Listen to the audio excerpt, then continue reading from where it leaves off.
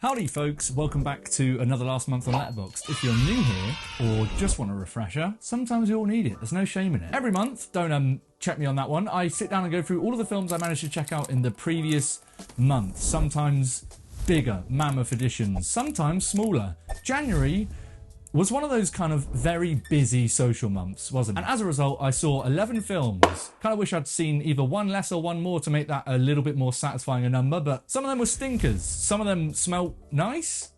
But that sounds weird. What's the opposite of stinker in this sense? Either way, we've got a bunch to get through, so you know the drill. Grab yourself a beverage of choice, kick back, and let's go and have a look at some films. January, as I said, not a huge month, but a month nonetheless. Still some good stuff in there. I think it's all worthwhile. Even a one film month will be worth getting up here and talking about. Unless that film was something really quite horrible. I dread to even think what that might be. We're getting carried away, aren't we? We should probably get right straight into this good stuff. So, on the 1st of January, New Year's bloody day of all days, I kick things off with Love at First Sight. This one is a Netflix rom-com. I'm not gonna surprise anyone when I say that these are, how should we say, a mixed bag quality-wise. Even a mixed bag probably puts it nicely. There's a lot of shit on Netflix, isn't there? But as a person with an undying love for Haley Lu Richardson, I thought, listen, we've got to do it, haven't we? We have got to do it. So we whacked it on. It's New Year's bloody day. Everyone's hungover. You need a rom-com. It doesn't matter how shit it's going to be. Every now and then, it will do the actual worst shit I've seen in a rom-com in years, but then it will be genuinely really nice for a bit. There's so much of this film that really was terrible.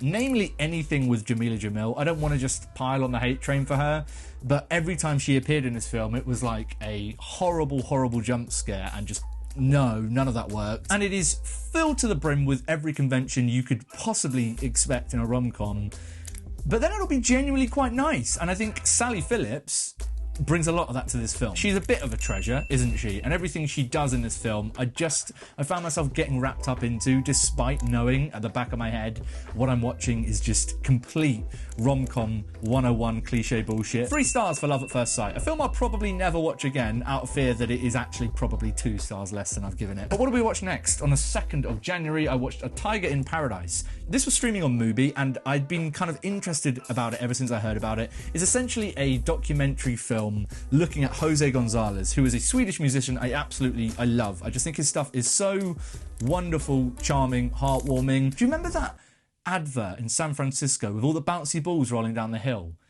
He had a song on that advert. Needed something nice and relaxed, so naturally a film about Jose was going to fit the bill. Much deeper than I'd expected, a little less impactful than I'd expected, but further proof that I'd probably watch anything with his music over the top. Yeah, it's a really interesting watch, and like a nice relaxing watch, and a sort of documentary I tend to vibe with a lot, in that it's just kind of watching him play some music, talk about things, get a bit existential, but it does just kind of do a lot of the same thing for its whole runtime. Thankfully, it isn't like a hugely long time, and the fact that I love his music and I really like him as a musician and as a person obviously helps hook you on that side of things. But I don't think it's necessarily going to be for everyone, and I wasn't as completely wowed as I kind of wanted to be from the project on paper. But good enough stuff. 3 stars for A Tiger in Paradise. 2 days into January, we're on a 3-star bloody train at this point. Not a train I particularly want to be on, but there are worse ways of transport, you know what I'm saying? Luckily on the 7th, that's right, I did what I usually do and wait 5 whole days of not watching films because life takes over. I watched Blackberry, and this is one of those 2023 films I'd missed, and I've perpetually been in a state of like, I really should check that out, shouldn't I? Infinitely more engaging and fun than I ever thought a Blackberry film might be. Better Letterboxders than me will have come up with a good Dennis system joke. Glenn Howerton, Dennis, Always Sunny, you've got to mention it. But he's so good in this film, and he brings a lot of that Dennis energy to this role, but not in a way which feels like you're just watching Dennis in a Blackberry film, if that makes much sense. Really, really good stuff. Cracking time. 4 stars for Blackberry. We broke the bloody 3-star trend, ladies and gentlemen. But I'll tell you what else I broke. My heart and soul when I watched the next film on our list, Lift. This is a Netflix heist film starring Kevin Hart. I did not have any expectations for this film. The only reason I watched it is because, again, my good pal Ren, I will link to his channel, absolute legend, came over and we thought, we need a film that we can watch with some beers, with a pizza, that is just shit but fun shit. Unfortunately, Lift doesn't really satisfy that at all. It's just bad. As I said in my lovely succinct review, completely fucking tragic. I don't know what else there is to say here. It is a film made by an algorithm to tick boxes of what it thinks Netflix users want to see. It's going to satisfy that for a lot of people. That's fine, but there is nothing to this film. The only reason it doesn't have a complete bottom of the barrel rating here from me is because sometimes it is kind of fun, but mostly it only ever feels accidental, like they just stumbled into something that was all right.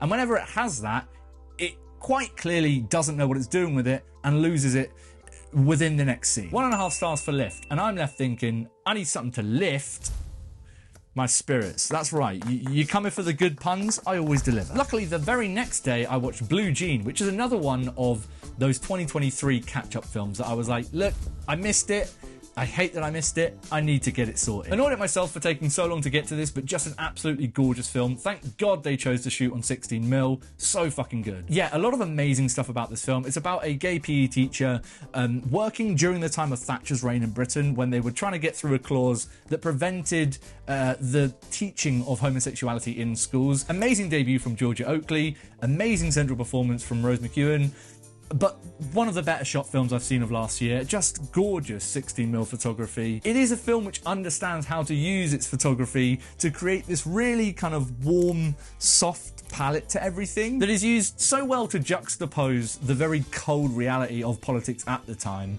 but helps to kind of get into the mindset of its central character. It's so good. 4.5 stars for Blue Jean. One of those immediate, yeah, I'm watching a director who I will absolutely be seated for any of their future films kind of films. But then on the 18th, I mean, can you tell I've been doing my 2023 catch-up before getting my best of the year list out, which, by the way, I have got that video out. If you haven't seen it yet, go check that out. I watched Femme, which is a British thriller starring Nathan Stewart Jarrett and George Mackay. It is about a drag artist who is attacked and the relationship that kind of forms subsequently between those two individuals. It's a very complex and infinitely more nuanced film than I was expecting from the outset. Did not expect this to be as complex as it ended up being. I love the way that this film builds its relationships between characters in a messy way. Like, I'm a big fan of films that aren't afraid to look at very messy situations, and this is a situation and a character dynamic that is really tricky, right? And it ends up using that so smartly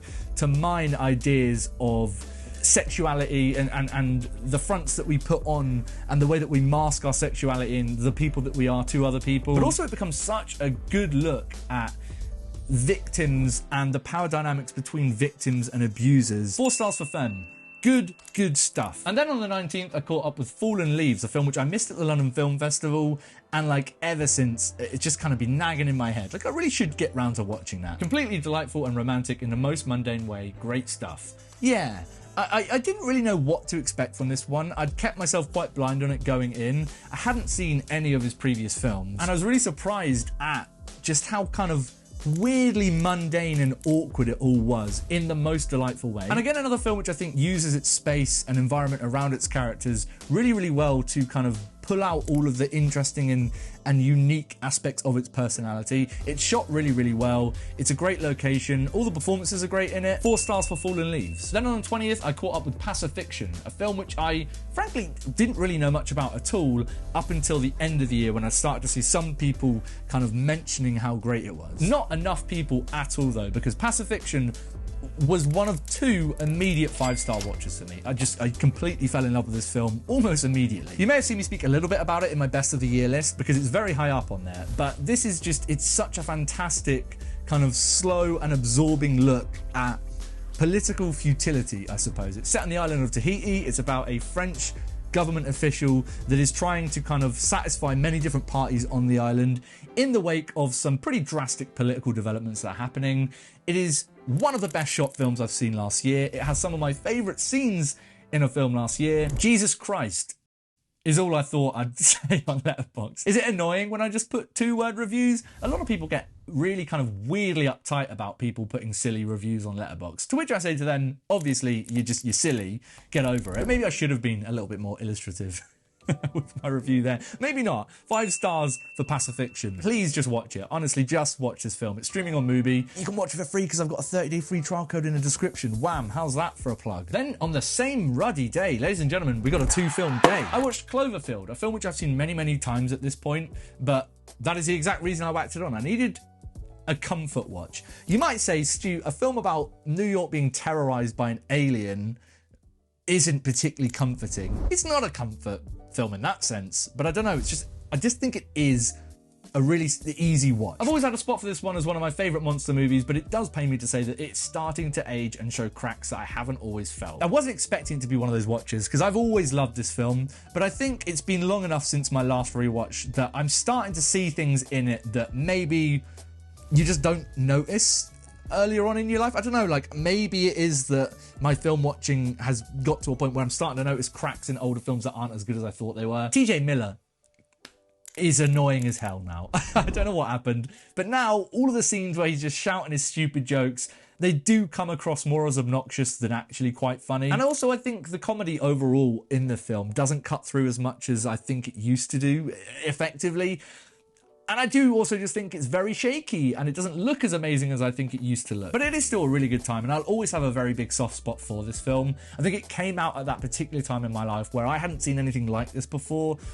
A lot been said about the marketing of this film and the way that it uses that and the puzzle box thing, J.J. Abrams, all of that side of it is still really, really cool. But I do feel like it uses a lot of that to kind of gloss over some of its shortcomings in many other areas. But it pains me to say that I'm having to reduce my rating on it. I never like doing this, but it's one of those times, my friends. So Cloverfield goes down to 3.5 stars for me. Still great stuff, but yeah, I don't know. There's no worse feeling, is there, than watching a film you used to absolutely adore and just finding cracks in it and having to come to terms with the fact that it might not actually be as amazing as you once thought. Need something good to pick me up is what I was thinking. And apparently, January Stu went, watch a horrible true crime on Netflix. That'll solve your woes. I watched American Nightmare, which is a Netflix true crime documentary about, I don't want to say too much.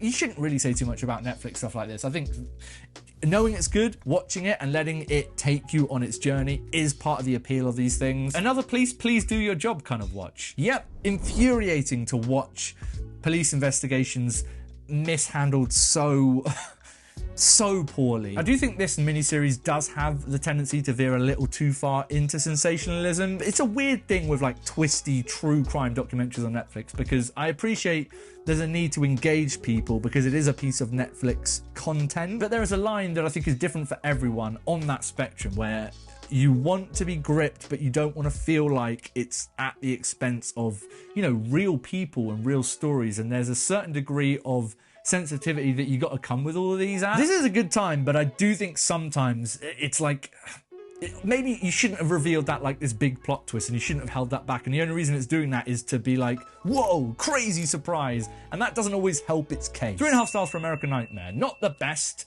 I've seen, but good stuff. Definitely avoids some of the traps that I think a lot of Netflix docs fall into. Then we finish a month off on the 30th of January with A Taste of Things, which is a French film. It's their Oscar submission this year. It's out in UK cinemas very, very soon. I will have a full review for it on the channel, so I'm not going to go into too many details here on my thoughts on this one. I've not seen a film begging to be shot on film this much for quite some time. Sometimes you watch films, and I have this a lot, where I'm just like, I really, truly, strongly feel like if you'd shot this on film, it might have had a bit more texture to it that would have really helped things. But the cinematography of this one, I found quite difficult.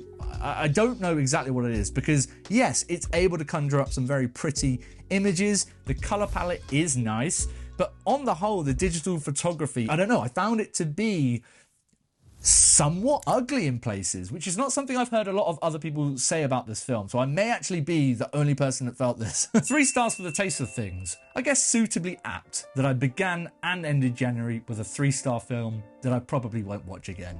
But that was January. Fun stuff, eh? As I said, stinkers and not stinkers. But enough about me. Hey, I want to know what you guys have been watching. Any of the films you thought were good, not so good, anything in between, let me know in the comments down below. But more importantly, any suggestions you got for films you think I'd enjoy. You know, not just new ones, old ones. I like some classics. Drop me some of your favourite films and I'll see if I can get to watching them in a later edition. Still part of the fun. Hopefully next time we'll be sat here talking about a few more than 11 films. But, you know, I don't want to speak too soon. I will see you guys very soon for some more thoughts on more films. But until next time, I need to go and see if I can lean any further into this whole lumberjack look. What am I missing? An axe? Is that what it's going to take? An axe on camera? I probably shouldn't do that, should I?